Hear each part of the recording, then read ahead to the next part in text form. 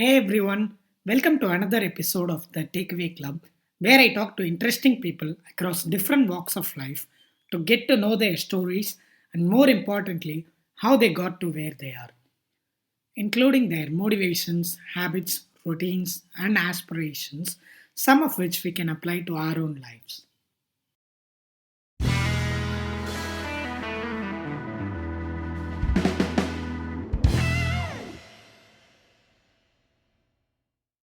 Hey everyone, in today's episode, I have Jivraj Singh, host of the Indian Silicon Valley podcast. Jivraj graduated from St. Xavier's College in Kolkata with a BCom honors in 2020. And Indian Silicon Valley podcast, which he hosts, is one of the top podcasts in the business and entrepreneurship category. And some of his past guests include founders from Zerodha, Dunzo, Growww, Finshots, among others. If you're even remotely interested in the Indian business ecosystem, this one is a must add to your podcast playlist. Apart from this, Jivraj is also part of the venture operations team at AngelList. And that's not all. Jivraj also founded Ace Humans, a storytelling platform featuring stories of diverse, unique, accomplished individuals, where he has interacted with over 250 extraordinary individuals across different walks of life. Needless to say, I had a lot to learn from Jivraj. And not just from this episode, but in general, Jivraj has always been very kind in sharing his experiences, helping me out, whether it's with respect to the podcast or anything else that I might need. And I was absolutely thrilled to have him on the podcast. Without further ado, let's jump into the conversation. Hi,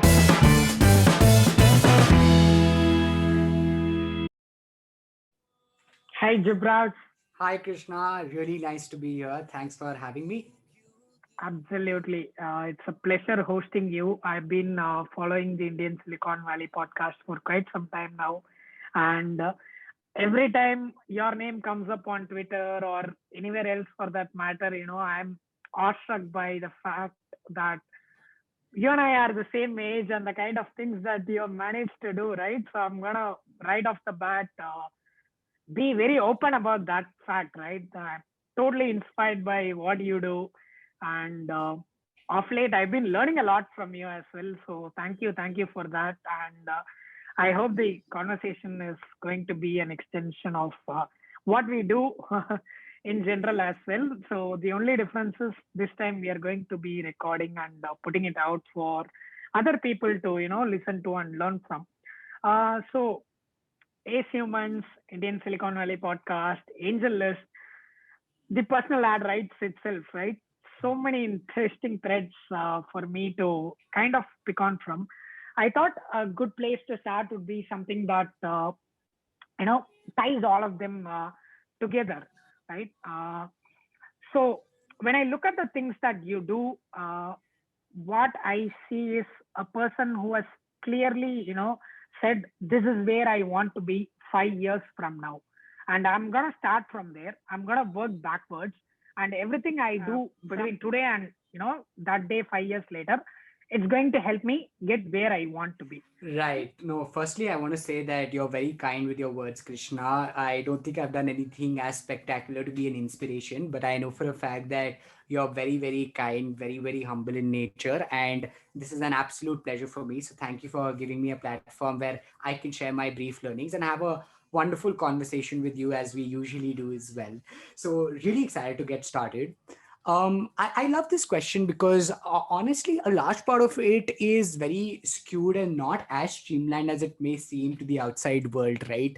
The way I look at life and the way I started to actually is a series of interesting experiments to explore my curiosity till I find what I'm really good at, what I really love doing, and as they call it, finding my ikigai, right? And honestly, I wasn't aware of the term ikigai, hadn't read the book, still haven't, like I've read part of it now. I know the concepts better. But I always figured that I want to really give myself the opportunity to actually understand what it is I want to do in the longer run.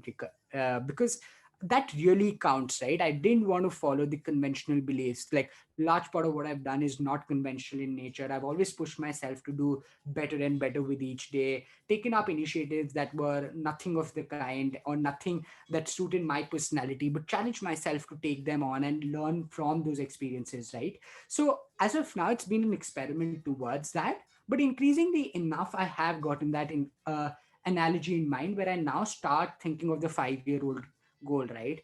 And to be honest, I don't think I have it all figured out. But the best part of anything is, and I really like to say this is, I know I haven't figured it out, and I'm consciously making a decision to actually figure it out, which is what most people, in my opinion, don't do, right? And with all due respect, because there are, of course, their set of limitations, but we more often than not just follow a certain set of things that we've always told to do. We follow the status quo, we follow the conventional beliefs, we take something up without giving it too much thought. But I realized that I want to spend a lot of time analyzing myself, understanding who I am, understanding what I like to do. And all of these initiatives have been an attempt to know myself better and contribute in the best possible manner. Eventually, towards the 5-year-old goal, I think I really want to build something someday that millions of people use. Now, what that's going to be and how does that look is something that I'm still trying to figure out, and hopefully I can. But I think exploring curiosity and experimentation is the overarching theme, if at all, behind each of my initiatives that has led me to figure out something that I'm good at or challenge myself and either negate things, right? So elimination is also has its great powers, right? And that's what I've done through the years, and that's the long and short of it. So I hope I was, that answers Right. your question. Mm. I'm very glad you started the whole thing with ikigai, right? And of course, following your curiosity, and that's pretty much like the shortest path to excellence, right? So doing what you love and do it long enough. So basically, like a combination of smart work and hard work times consistency. So that's like the equation for excellence. What I've noticed from my couple of years in the ecosystem and meeting with a lot of other people who go on to start their side projects, even take my own podcast as an example. So of late, it has gotten easier to follow your passion, right? And that has kind of become the easy part because it doesn't really take any effort for you to. I mean, when I say doesn't take any effort, it's more like you can just get started, right? Nothing is stopping you. But the hard part is actually maintaining that consistency where you continue to do what you fell in love with long after it is no longer sexy, right? So I think uh, studying you, whether for this podcast in particular or interacting with you in recent times is what you have managed that a lot of people miss out on is get both parts of the equation right, both the smart and hard works of it and the consistency, right? So if I'm not mistaken, I remember you mentioning how you have gone for 40 plus weeks not missing out on a podcast episode. And as someone who is trying to do that same thing and failing miserably, I know how incredibly hard it is, right? So maybe help me understand how do you go about, showing up every day, being consistent, whether it is for what you do at AngelList in your day job or your side projects like AC Months or Indian Silicon Valley podcast. Right, right. No, awesome question. And I think this is something that I deeply think about and care about, because consistency is very underrated in my opinion. And more often than not, most people I've had the fortune of speaking to have really accounted a large part of their success to consistency. And that's been a huge learning for me as well. Thankfully, I've been able to decently pull it off, and hopefully, fingers crossed, I'm able to do that in the future as well. But it is one of the important things to undertake when you start, right? Because as you rightly said, right, it's never been easier to start a startup, a podcast, a video show, a newsletter, but it's never been tougher to continue or grow one, right? That's the caveat that it comes along with, and that's something to consider before you start. And I think it goes back to the core motivations of why somebody starts and what's the internal promise that you make to yourself, right? It doesn't have to be a social barrier, for instance, right? So I don't do a podcast each week because I'm expecting my listeners to kind of, how hold me accountable. That's not the core motivation. It's just a promise I made to myself when I started, right? Because I started with very little expectation. The caveat and the story to starting the podcast was also as simple as I realized I identified a white space. I was anyway consuming a lot of the Y Combinator, how I built this masters of scale content. And I realized, okay, I want to build something in the future. I want to learn how to build a startup in the country, but I'm not being able to contextualize a lot of this knowledge to the Indian setting, right? And I realized, okay, what's the next best way to do this? Consume Indian content, search for a bunch of them, realize that there was a white space where I could focus on the how and the whys of the conversations as opposed to the whats. And that was the white space for me. So I found a problem, and I honestly looked at it as, a pseudo start of sorts, right? It was not like a side project for me. Like, I think of this very deeply, so I think side project is an understatement. But that's when I figured, okay, this is something I can do, and I started. And the only promise I made to myself, and that's the story for, was that no expectations, but I'll do this for 6 months. I'll be consistent. I'll show up every day. I'll do the grunt work. I'll not get bored. I'll do everything myself. I'll edit myself. I'll learn new skills. I'll take this up as a challenge. Because believe it or not, like, had you spoken to me what start of 2020, and you would have told me that, Jivraj, you're going to have a podcast by the end of the year, I would have laughed it off, right? Like, I wouldn't have believed it myself because uh, it's not like I dreamt of starting a podcast all my life. It was that I came across an opportunity. I realized I passionately believe in it, and I was curious enough to follow my passion and experiment with it. And that's what most things, I think, right? And it should be for most people, because you have to keep the scope to surprise yourself, right? Because I don't know, I might become like, I might be good at so many other things as well, but if I never try, I'll never know. That's a favorite quote that I have as well. But coming back to the point, given that I started off with the strong fundamentals of very little expectation, very qualitative values and learnings, and the only promise of consistency, I think I was able to deliver and just stay true to myself. And that went a long way, because the thing about this is having just core fundamentals and going back to why you started this, right? And whenever I go through that period of ignorance and just like dreadfulness where I'm like, yesterday, for instance, I'm up till 4 o'clock, and I was editing the podcast because Sunday I want to deliver. It didn't feel bad because I got into that habit of doing it, right? And I now enjoy each bit of it. In fact, people like to think that, editing is perhaps the worst part of the podcast making process. I, in fact, enjoy it the most now. And I'm not just saying it because it'll seem fancy, but I honestly make and take aggressive notes while editing my podcast, be it regarding my own feedback to myself when I'm analyzing my own voice and my questions, to be it learning from some of the best people and taking down aggressive notes when I'm editing the podcast. And just this for my own sake, right? Like, I'll edit a 1 hour episode for 4 to 5 hours, fill in pages of content just with my handwriting, running notes. And that's just so fulfilling in nature, right?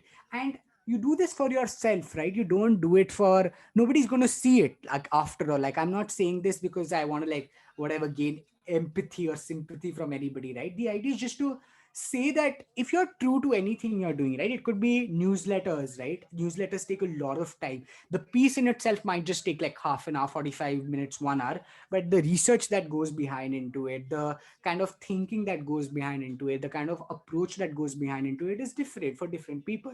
And the ones that truly start will put in as much time that is required to make it as qualitative a process that is possible for them.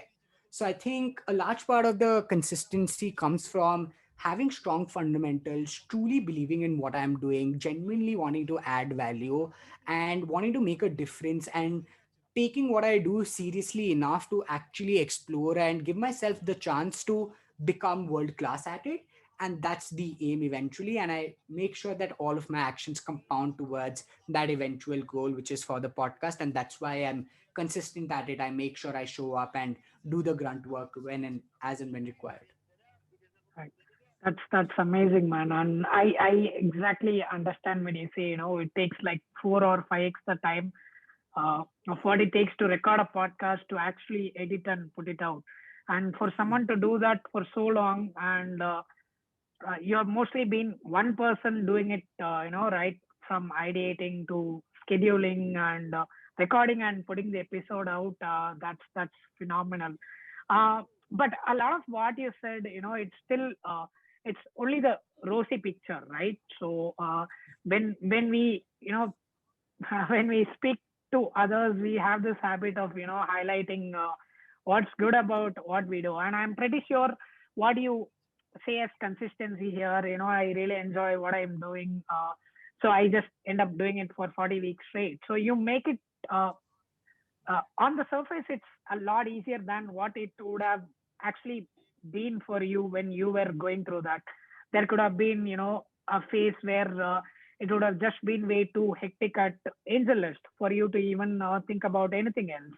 Or, like the entire world is going through such a tough time that some of us don't even have that intrinsic motivation to even do the things that, we once enjoyed doing. Can you highlight a couple of instances, or do you at all recall any specific moments where you felt like, I don't think nobody is going to care if ISV podcast doesn't go out this Sunday. Let me just chill out for this week. One, has there ever been instances like that? Right. No, awesome, awesome that you brought this up, right? Like, I think very unheard of. People look at the gloominess, and thankfully enough, again, very fortunate that the podcast has come to a point where I've been really been fortunate to interact with some of the best people from the ecosystem, right?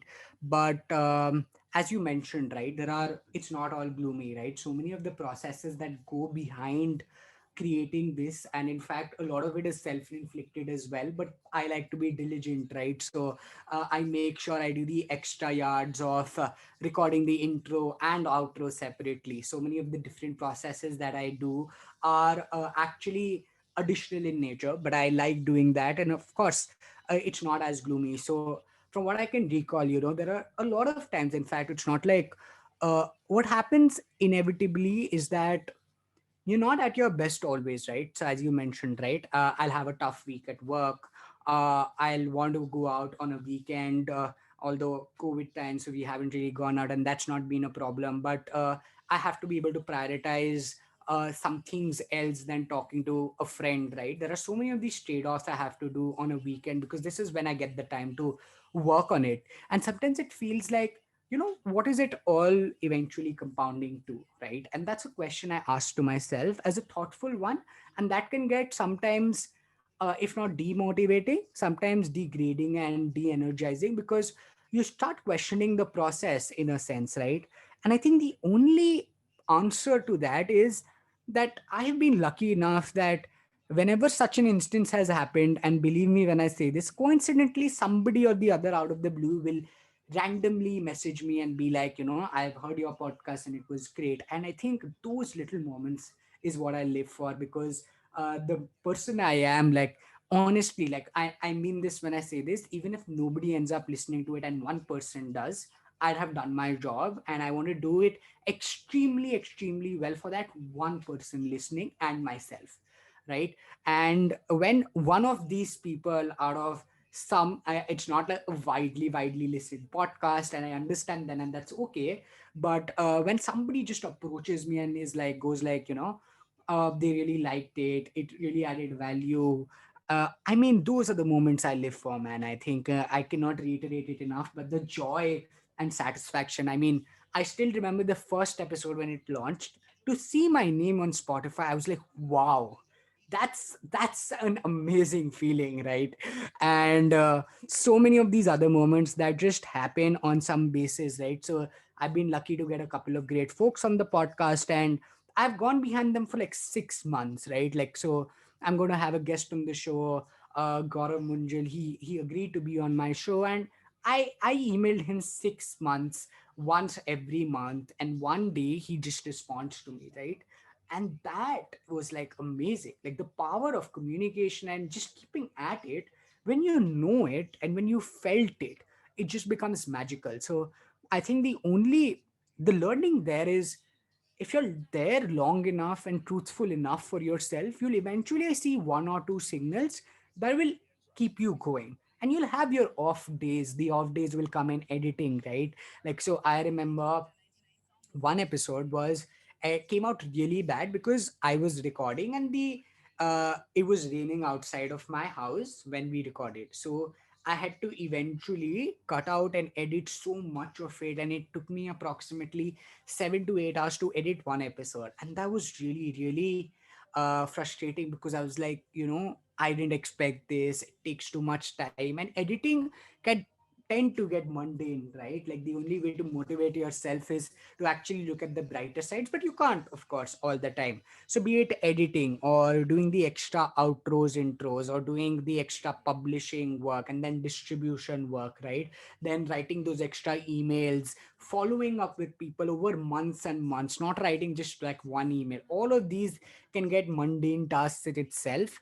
But I think live for the smaller moments, and just tell yourself that it's going to be fine, and the other return of it will be decent enough, well enough for it to compensate for the other things. I mean, that's the way to tackle it. That's the learning. Also, like, shout out to a lot of, so Roshan was on your podcast, and other great people like him in the ecosystem who are really supportive, and you can always turn yourself to them. They will lend a ear to you, to just hear you out. If I have a bad recording, I take it to heart, and I almost get very demotivated, right? Because I try and hold great standards for myself, and if I have a bad recording, I almost feel extremely bad. So an instance where I had a bad recording, I honestly just like texted Roshan, and I was like, dude, I'm not feeling well, and we spoke it out, right? So surround yourself with the right set of people, who will be there for you, who will cheer for you on the bad days, on the good days. Anytime a friend kind of tells me they listen to the podcast as well, that feels extra great, right? Every time my mom comes to me and just tells me that, okay, I tried. She doesn't understand the tech ecosystem, but every time she just makes that extra effort to be like, okay, this sounds great, you're doing this, we'll go in a car and dad will turn on the audio of my voice. That's just like, those are magical feelings, right? And you live for those, and those really compound over time, and it's wonderful. So I think that's how I have tackled it. Right. Yeah, that's a pretty amazing stuff. And yeah, shout out to Roshan here as well. So I think we were talking about this the other day as well. Both of us have been very fortunate to have come out from the Roshan School of Podcasting. So he has been a big helping hand in, and it goes both ways, right? And maybe more with you than me, because most of the times I just end up soaking in all his wisdom and experience. But there are a lot of things that uh, you help him out with, and there are a lot of other people in the ecosystem who kind of, like you say, make it easy for us to you know rally and move forward on those gloomy days. I want to tune the clock a little bit here. We have been talking so much about the podcast, uh, and I'm sure we'll come back to it, in just a few moments. That it is uh, almost easy to forget the kind of great work that you have done with one of your other initiatives, which is Ace Humans. Uh, so, walk us through how it came to be. What is the purpose of Ace Humans, and why did you start it in the first place? And maybe walk us through the thought process where you felt like I also want to uh, do a podcast on that side, whilst doing something as exciting as Ace Humans in the first place, right? Right. No, no. Thanks for bringing that up. I think a large part of that goes unheard, although it's not, again, not as significant as anything else or something of the kind. But the gravity in itself, Ace Humans was defining for me in a lot of ways, because it just taught me so much, and it's partly made me who I am today. Because the genesis of it was simply that, coming from Kolkata, from a rather conventional place, the thought processes were pretty much limited due to no fault of anybody again. But the fact that I felt that I had to keep myself too motivated came from the learning that I want to learn from more people beyond my immediate surroundings. And I realized that I was a huge fan of stories, right? So I love just understanding more about what people have done with their lives and how they've been able to navigate it. Because I often say this to my friends and other folks that we become a victim of our own circumstances. And I use the word victim with care and purpose, because I mean by that is unless we expand and learn from others, we're just like restricted by our own circumstances, right? And we can only have a limited set of circumstances, right? So I probably will not swim for India at the Olympics, but I can talk to an Olympian who swam for India, right? And I can ask him, okay, how did you tackle it, right? And that was the genesis of it. Like, I've always wanted to learn from people, and I thought, okay, this is a good way to do that.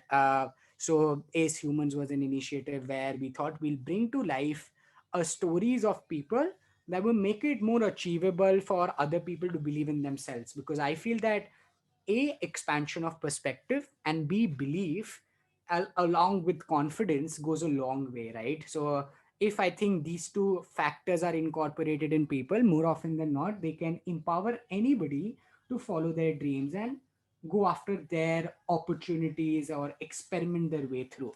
And that was the core thesis behind it. I felt it would be nice because I always felt that, okay, if today I was telling you about podcasting versus Joe Rogan telling you about podcasting, that makes a ton of more difference, right? Because the gravity is different, right? And I just wanted to replicate that.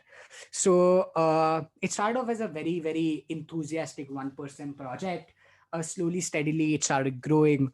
Then the pandemic struck, and I know it's been awful, and personally, I had to go through the pain of COVID myself as well. But the only, and if there is a silver lining, was that people had more time at hand and the world actually got flattened, which meant approaching people got easier. And so, Ace Humans is a storytelling platform where the team interviews people one on one on Zoom calls, and then we pen down their stories on a first person basis and publish it on our website and our Instagram page, which was primary at the start, but we then shifted to the website. And at Ace Humans, I've done a couple of 100, 120 odd interviews myself, written those stories, and I'm not a writer nor an interviewer, and I wasn't then. Now I perhaps can claim to be that, but it has taught me so much. And the biggest learning there and the biggest achievement, if any, from that project, which is still on, and I do devote time to it every now and then, but we now have a team of volunteers who are so passionate.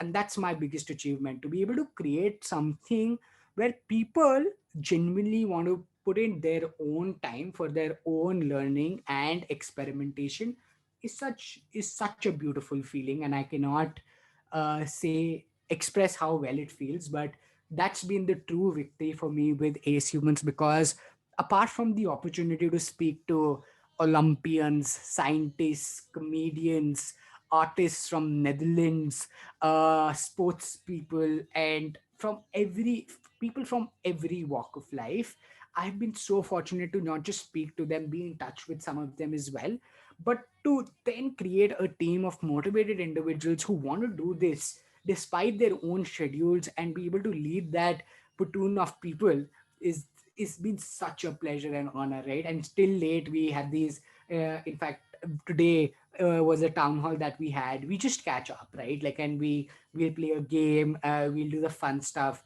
and on the side we'll do some interesting stuff with the interviews. It's not major effort because we do these, like, it's more like 3 4 hours 5 hours go into each interview per se, because then we're putting down stories. But it's great, like, to have like 15 20 people who want to do this voluntarily in and out.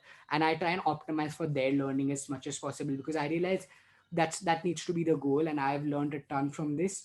So I think, yeah, I mean, Ace Humans has given me the confidence of being able to lead a team. It's given me the perspective from different people to learn and understand from. It's given me the understanding of building a website from nothing. And although I did very little and the team did it, and I felt so overwhelming to know that the team pulled it off themselves, but to know the nuances of how that's done, to understand more about human psychology and understand more about people. All of those things in all have compounded really well and have shaped my personality largely. And I cannot thank the fact that I started Ace Humans as much, because I think it's, transformed me to a great extent. I went through the website and it's simply beautiful, man. So my favorite part was the whole randomness to it. Right? So you just go in and there is just like these little tiles of people, and each tile tells such vivid stories, right? So you don't really try to categorize it according to people who have achieved this, who have done that, or anything like that. It's just colorful stories. I'm just gonna throw it out there. Like feel free to click and browse. You never know what to expect from any given story, and that I really loved how you have structured the whole thing. I highly recommend anyone listening to this, in case if you have not already checked out Ace Humans, so they should definitely do that. Coming back to the podcast again, maybe we'll start off with the very obvious ones, right? So, the Indian Silicon Valley podcast, even from a very early stage, the kind of guests that you have had, right? So, it's some of the biggest names in the ecosystem, like whether it's Nikhil Kamath or, Truecaller's founder, which you had in your last episode. And as someone who has, taken this route of following up with people consistently, some has taken, much longer, and a lot of conversations, despite your best efforts, they simply don't materialize for reasons that's not in our control, right? Even if somebody wanted to get on, the whole logistics and the time factor, everything, when you consider, some of them just end up being cold email exchanges without never actually seeing the light of being an actual podcast episode. And I'm sure you have had such similar experience as well. But for the large part, you have also had tremendous success in bringing up really good names on the podcast. And I'd be doing an injustice if I don't acknowledge what you bring to the table for them to get on a show like yours. What are some of the things that has uh, you know uh, tilted this in your favor? How do you go through this? Maybe walk us through your playbook of how you outreach to someone to have them on the show. Right. No, interesting question. And this is something that I deeply, deeply think about and work diligently towards. Also, again, thanks a lot for the very, very kind words. I think you are very, very kind with everything you're saying. And I hope I'm worthy of the praise that you're showering to me. But the guest side of it, right? So, with me, the thing that I've always considered is I it's not always about the most famous person, but it's always about the most unique and the genuine people who have the learnings to share, right? And in the process, I've been really great, like fortunate to have like some great people on board. But let's go back to the basics, right? So I think the first fundamental flaw, or at least the first fundamental, first principle consideration for me was that after all, these guys are people, right? Everybody, a woman or a male who is a founder, which is my primary guest list, is a basic human. So what can I do on the basic front, right? I can write a good enough, decent email. And I don't think I'm a great email writer, right? So low credit there, but I think I'm an authentic email writer. Now, what that means is there's a stark distinction, right? If you really want to get somebody on the podcast, don't just send them a generic invite. Send them, genuinely talk to them and converse with them why you want to have them. Why should they be on your show? What do you want to discuss them with them that they've not already done, right? And these are things that will perhaps stand out, and that's my guess. Again, I don't have statistical proof for this, but what I do is I don't do any blind invites, right? So just because somebody is famous, I will not invite them. If I genuinely read up on them, heard them speak, and found something to double click on, which will be beneficial for the podcast and them, that is when I decide to invite them. The second step of it is to think it through. What are you going to talk to them about, right? Why do you want to start your preparation after they say yes?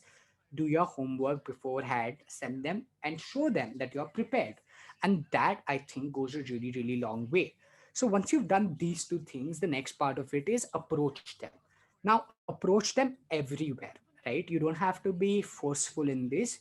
Again, the idea is to be respectfully diligent. What that just means is, as long as you're authentically fine in your communication, they're not going to think of it as spam. And I have done this. I have approached the same person on Twitter, Instagram, LinkedIn, and email, and it has worked for me as well, right? Of course, maybe some people will not like it and they will respectfully deny, and that is okay as well. But I follow large part of Vinod Khosla and a lot of people. This is a general life saying, right? If you never try, you never know. And I feel a large part of this also get missed, right? Because I see a lot of people just consider, oh, he's not going to respond to me, right? I've never thought about it that way. Like, you will not believe the kind of people I have emailed. These are people I haven't converted, so I'll spare myself of the shame of saying some of these names. But I've gone to as long as big as it gets, right? Like the founder of Netflix and things like that as well, because I truly believe in the power of try, including Vinod Khosla. And I, in fact, have received a response from him. It was not in the positive though, but either way, I write these passionate emails and I treat them as exercises for myself, right? So write emails with no expectation, and then it becomes a power law, right? So you try as many, and then some of this converts, but the chances of your success significantly increase if you do the things I just mentioned. And then I think at least a large part of my understanding was show up and follow up as much as possible, as politely as possible.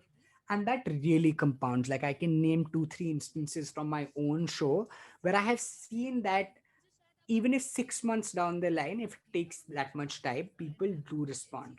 I remember one of the folks I'm going to interview next week. I had first emailed him in October last year, then I had emailed him in May this year, and he literally responded to saying that with after such persistence, I have to give in and I'd love to talk to you, right? So I think there is a lot of merit in doing it. I know these timelines seem a bit exorbitant and may not be seeming as practical, but honestly, like with some of these people it will take time, right? You have to just internalize that and keep at it and be very, very diligent in what you do. If you can't find and cannot approach them directly, find more ways than one, right? So I recently hosted the founder of Dunzo, and that was pretty high profile, but I got through to him through the communications manager of Dunzo. I had to ask her again and again and again. This is no fault of their own. They have larger commitments and other things to do as well. This is almost leisure for them because I'm not giving them anything extra apart from 45 minutes of qualitative thought. Like, I don't promise audience, I don't promise media PR, I cannot even, right? But I can promise a fruitful conversation that does not just benefit the audience but also benefits them, because it gives them a platform to think, not to express. An express platform happens only at distribution and at scale, but I like to think of it as a exercise to think, and I can encourage that, right? So as long as these things are clear and you're diligent through this part of the spectrum, I think there's a lot of merit in just doing this consistently over and over again, keeping at it. Like, there are ways, like today morning I spent half an hour following up, I haven't gotten a response, and for the half an hour after I sent in the follow up, it feels like you're going to get that scorecard after your board examinations. And more evidently and more often than not, it's a you don't get a response, right? And I'm okay with that because I've honestly internalized no expectations and keeping at it, right? So I think I've been able to filter out the people that I want on my show very well, even if it's not the largest of people I thought about, the ones that deeply I've researched very well. That goes a long way. And if you do all of these little things, I think it compounds over to uh, get you an overall really, really good guest list, because then it just helps you. And a great guest list just means great quality.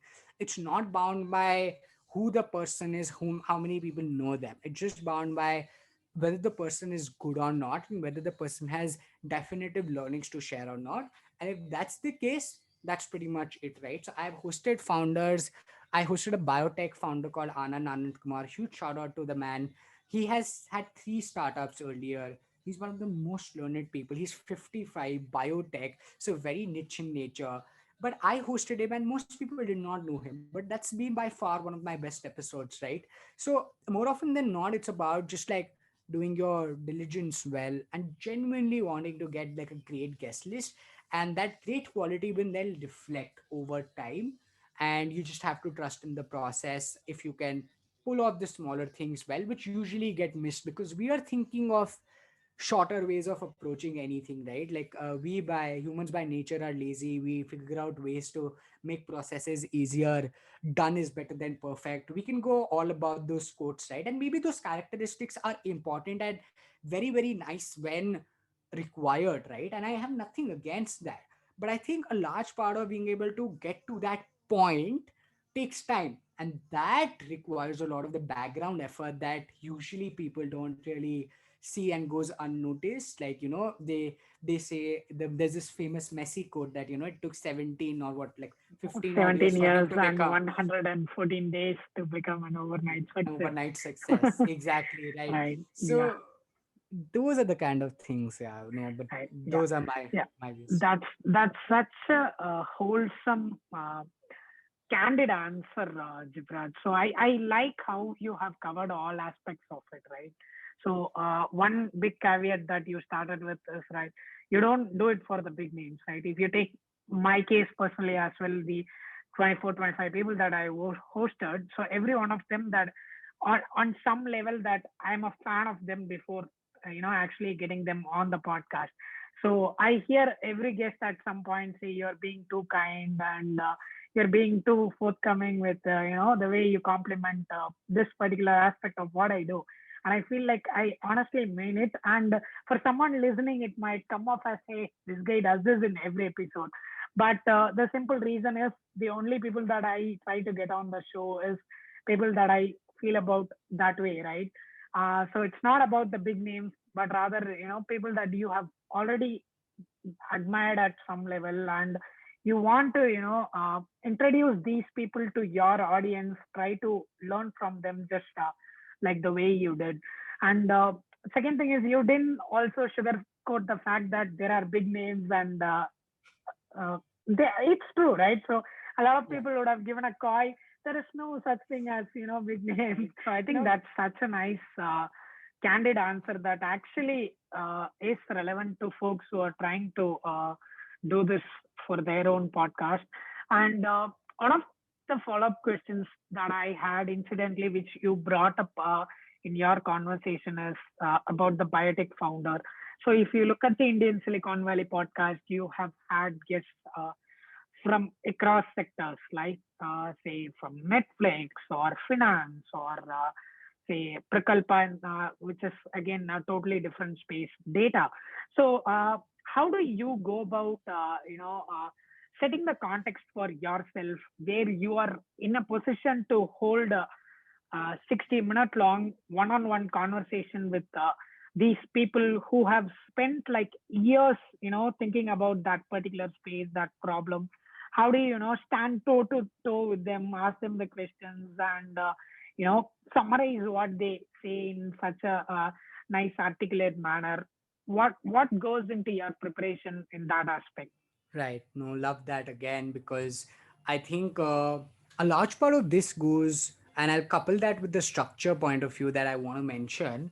But research is perhaps one of the most fascinating and engaging parts of running the podcast, right? So there are multiple parts to it. There is, of course, pre-research, then I like to call curation, which is, where I structure the episode, then the recording, then the post edit and the distribution, right? Now, for the research, I think you have to go the extra mile in understanding concepts and looking at from a first principles perspective, right? Now, I say this because I've heard a lot of people talk about this, but it was only until later in my podcast that I realized that, okay, let's think of it from zero experience, and what does what gets me excited, then couple that with research and then build on top of it, right? So that's how I usually now approach it, right?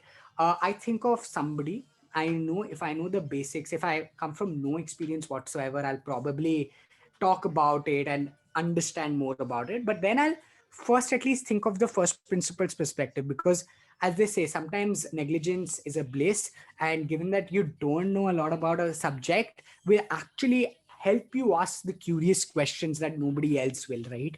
And that's where the caveat is, because I tweeted this out, and it's a common saying again, right? It's almost easier to ask the difficult questions, but difficult to ask the simpler questions, right? And that's where a large portion of this goes. But I spent a lot of time researching about topics that I especially don't know anything about, because I come from a primary finance background. I've had guests from health tech, SaaS, fintech has been something that I've been at peace with, but biotech and so many different other mechanisms, marketing and things like that.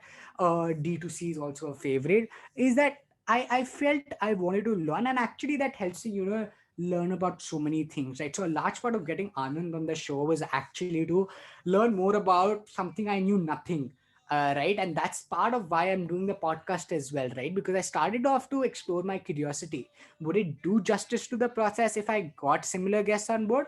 Maybe not. Not to me, not to the guests, not to the audience, right? So that's how I kind of approach it. But I would encourage to be very, very research oriented, understand and prepare for that conversation in depth, right? Because I don't come from a lot of experience. I graduated last year. I've been in the ecosystem only for so long. You can only know so much, right? So go through all resources. Like as a rule of thumb, I make sure I tell myself, I promise myself that if there is any content piece that the founder has been on and you've not read it, you've done a terrible job at it, right? So that's one filter that I usually use.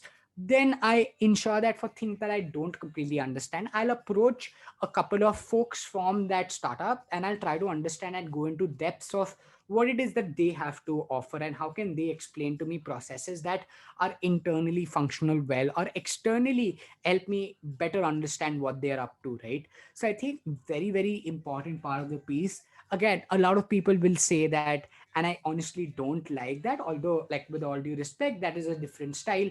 But I don't honestly understand quite well when people tell we'll keep it conversational or we'll not research for it, we'll take it by the year. All of those things come in well and eventually do happen with my conversations as well.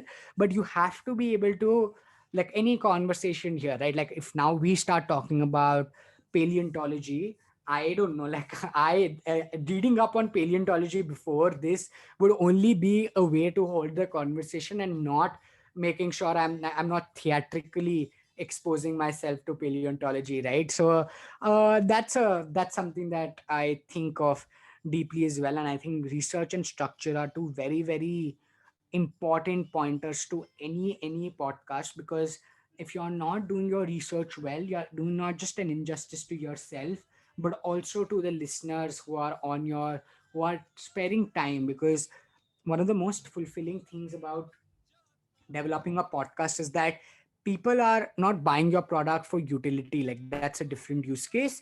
People are not just looking at it and finding it pleasing.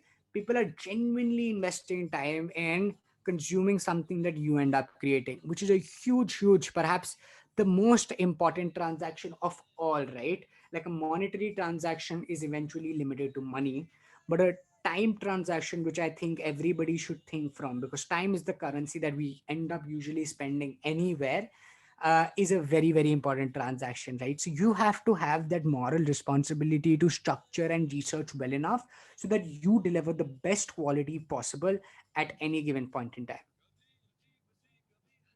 That's once again, I feel like I keep repeating every time, you end up answering a question. But again, that was, advice that we could pick off and start using right away, right? So it's just a lot of times advice is something that only works on paper, but whatever you say, there is no magic to it, right? So the only reason you have been able to pull up so many things is you have gone about those things in such a deliberate manner, right? And iterating at every turn, basically with every episode you do, that it just makes it so easy. At this point, it's like second nature to you. So absolutely love that. So one final question, before we move on to what I like to call as random deck. So a lot of guests that you have, I think it's exclusively founders, all right? So people who have already been in 3 or 4 podcasts, like hell, like they could be on another podcast like 30 minutes after they wrap up your chat, right? So as a host, your job becomes like 2x, 3x harder, as you move up the rung where people have done other podcasts. So what are some of the things that you do to, still ensure that you're able to take care of that qualitative part where you don't end up repeating the same questions that they might have gotten from a fellow podcaster? Right.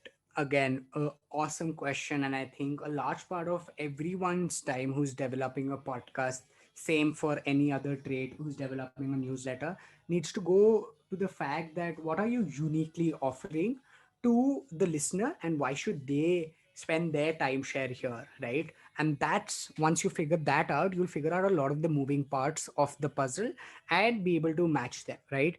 And one of the most core parts is who you are and how you are as a host. And I spent a lot of time and a lot of iterations after which I've landed here, because if you go back to my first initial episodes, you will realize the difference as well. And I'm sure there's a longer way to go, but I made a conscious decision to think about deeply as to what is it that I do as a host that uniquely represents my show well enough so that people keep coming back on the show because of not me, but my hosting skills, so that they can hold a conversation and make it as qualitative as possible for the listeners, right? Now, the primary differentiation here is if you think deeply enough and observe carefully, like I see so many times when webinars are happening, when conversations are happening, similar questions being asked. So take a genuine stab at not asking the similar questions and steering away from it so that you can establish the sense of trust and depth in your conversations. Because what happens inevitably is the fact that you will lose out on the person's mind share as well if you go on repeating questions. So the only way to tackle those is take a mental note of what is it that the other person is speaking, right? Like it can be, a particular story that they've been repeating or particular questions that have become a pattern for them, right? Now once you can identify that pattern, yeah, I'm sure you can only do so much in changing up the question. So that would be the, like, how do I make them absolutely different? You don't have to, right? So don't take the pressure of making it absolutely different.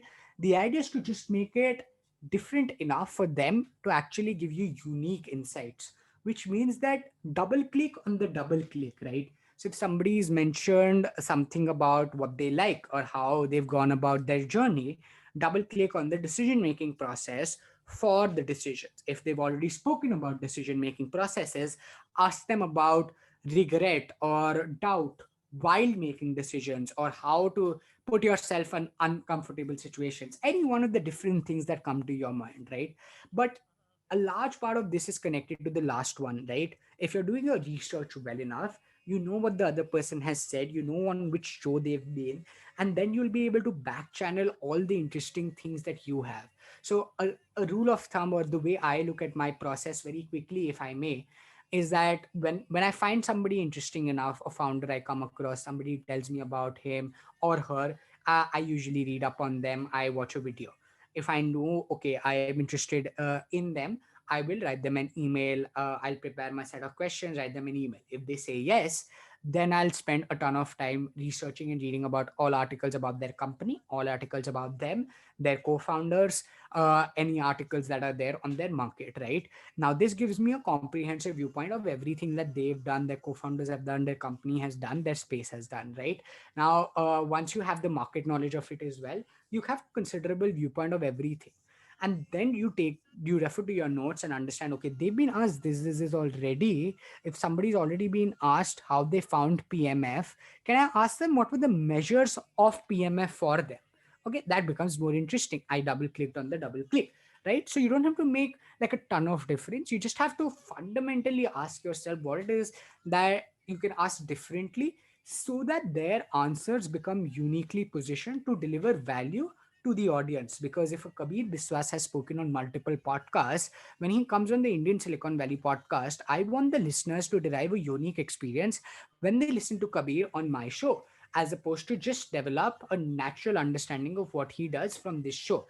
Because the difference between these 2 points is very little, and there's a very thin line, but it's make or break in the sense that the listener, if he gets unique value for each speaker on this particular show, they will come back to the show again and again. And that's what you want ideally, right? But if you don't do a good enough job for whatever reason, for whatever the limitations might be, that's completely fine. But then you lose out on that edge, in my opinion, at least. And then there's no fun as well, right? Because if I just keep on replicating the questions that you have particularly asked to a guest that I'm hosting as well, I don't do justice to any of the things that I set out to do, right? So eventually, I know I'm repeating, going back to the fundamentals a lot of times. But if you think about it, it just makes a lot of sense to internalize that. But be very structure oriented. Just take your art very seriously, right? I spend a ton of time now approaching podcasters who are experienced, to learn from them as to how is it that they approach podcasting. I consume a lot of content and actively choose to do that because I want to learn from other hosts, right? So I often say this as well, but I barely see a lot of creators actually consume. And that's such a fundamental flaw to the process, right? Because what are you doing then if you're not growing your own self? You can't just research on what you're doing, right? You have to be able to grow yourself, take cues. You have to consciously, I spend conscious time in developing myself as a host. When I'm editing, I'm observing myself. I maintain a feedback check of what I'm doing. I take intensive feedback from some of my guests to ensure what it is that I'm doing wrong. I iterate different styles of how I can do better. I refer to resources on hosting discussions so that I can get better, right? Because if this is your primary job as a podcaster, right? Because after all, what are you doing? You're a messenger for the audience. You're holding the conversation, you're leading it, and in some way making sure it flows, right? If you're not spending enough time in growing that, and if you're just doing it by practice, which is of course anyway happening, then you're not doing justice to the process, right? Because it's evident there. So that's, I think, those are some of my thoughts. And I think everyone who starts up a podcast should genuinely spend time in thinking a lot about how they are as a host, how they can grow, what they can do better, and what unique value are they providing from their show. Because otherwise you become a part of the clutter, which will not last too long, because your motivation will die to do that, because you'll not see the results, all of which will be a byproduct of not having the right fundamentals of providing unique value. Right. I think that's like the perfect way to end the conversation. So I see a lot of people, we fall into this creators trap where we like you rightly said, I remember even I'm a victim of that, right? And it makes sense on some level. Earlier you had like that 6 to 8 hours of free time that you currently spend putting together a podcast, which you would have earlier spent on consuming other podcasts. So it is logical to an extent, but just like how a Kohli or a Messi, like just because they keep playing, they don't stop training, right? So the only way you can continue to get better is be cognizant of the fact that you are still a learner, right? Even when you continue to do what you do. So that's a nice way to wrap up this part, and we'll move on to the random deck. So I'll give you a very short explanation. So I have a habit of running really long with my open-ended questions. Oftentimes they end up sounding like a monologue. So in random deck, we are going to take that out of the conversation. I'm gonna keep the questions much shorter, and I'll leave it to you to answer them however you see fit. Right? Okay. So here's the first one. What is an absolute non-negotiable for you in life? I think ethics come first and authenticity always come first. I think that's a non-negotiable for me. I wouldn't want to compromise my ethics or authenticity or just like do so many of the other things you could do. I don't like cutting corners at all. It can take longer for me if it does, but I genuinely believe in the power of compounding. So everything that I do is a byproduct of that, and I think ethics and ensuring that I don't cut corners at any point in time and that I'm authentic despite what people have to say is something I make sure is completely on point for me. That's amazing. So, fun fact about three-fourth of the people that I have asked this have come up with ethics or some variation of ethics as an absolute non-negotiable, right? And I feel personally very happy that it is this kind of people who would prioritize. When I ask this out of nowhere, if that's the first thing that comes to your mind, I am very happy with the fact that that's the kind of company that I am with, right? I know for a fact you're someone who consumes a lot of content. That something we touched upon in the conversation as well. If you could gift a book to someone, or you have gifted books to others, what is the number one title that you think of? I think Again is one book that I'm currently reading and I'm almost at the end of it. Adam Grant is amazing. Although the caveat here is I'm not a huge reader. I'm a huge consumer of audio and visual content, so I can give you good recommendations there. But this is a book I'm currently reading. I was also recommended Range by two people on the show, so Range is also something I'm reading. But Think Again is magnificent. It talks about how to challenge your own thoughts continuously and think about your own theses, challenging them almost all the time.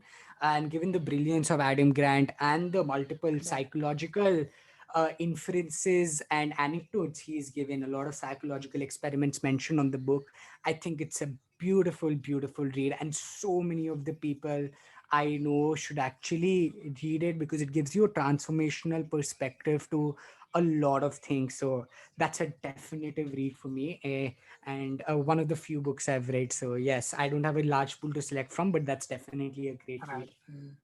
Who is the dream guest on the Indian Silicon Valley podcast for you? John Doerr and Ritesh Agarwal.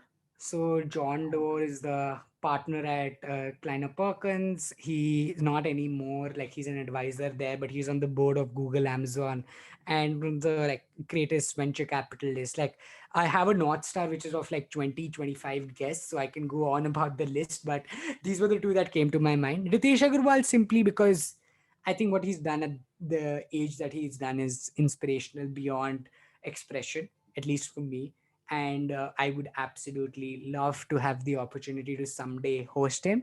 There are multiple others. There's Ratan Tata, Nandan Nilikini, and other great, great people I wish I could someday have on this show. And I hope I will as well. I don't think I've counted off anybody until I get a no. So continue until you get a no is my motto. And yeah, I mean, you keep going. But yeah, these are a couple of people I'd love to have on the show. Uh, if you had the chance to put together a message for a billboard, and this billboard, goes on to be erected in every town and every city in the world, what is the message that you want to convey for pretty much the entire world that will be seeing the board? Right. I'll borrow this and I'll talk about my favorite quote, which is from the movie The Founder, when at the end he says perseverance and determination, if I'm not wrong. I might be quoting that wrong, but the essence of the quote is talent will not get you very far. Genius will almost certainly not. And there are multiple examples for it. And what is omnipresent is perseverance. So if you keep at it, right, like showing up every day, so perseverance is omnipresent and it'll get you everywhere, is like my favorite quote, right? So with anything, if you truly want it and you keep at it, I think you have to have that belief that it'll get done, and that has immense amount of power. And that's something I would love for everyone to know, because more often than not, most people like starting becomes easier, and it has, or at least relatively, but keeping at it is underrated, and I think most people need to know that. If I do get a second stab at it as well, I think if you never try, you never know is the quote that I sign off my email off with as well when I write some of these emails. So I really believe in that power, and I think trying goes a really, really, really long way. Try to fail rather than fail to try is a quote that Vinod Khosla says. So try to fail, but never fail to try. That's a beautiful, beautiful quote, and something I try to live by as well. Right. Okay, so here goes the next one.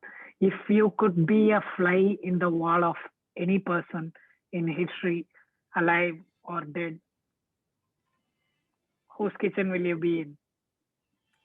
Steve Jobs, I think, revolutionary guy, everything what he like, just so ahead of his time, right? I mean, the guy, kind of vision, the kind of person, the kind of products, the kind of thought, the kind of magic, the kind of aura around him. I mean, all of that irreplaceable. Unfortunate what happened, and that we never really. I got to know mostly about him and started my admiration for him started post he left. But I think if I could get that opportunity, I would replace. I would do anything to get that 1 second or like 10 seconds of time with him. So you have been on the Takeaway Club podcast, and you know a lot of amazing people, and you know what I do here. So if you could nominate someone from your network to get on the show, uh, who would that be? Okay, interesting. I think some of the people that I deeply connect with and who've really helped me out, there's a founder called Dhrupat Karwa. I mean, he's 27, 28.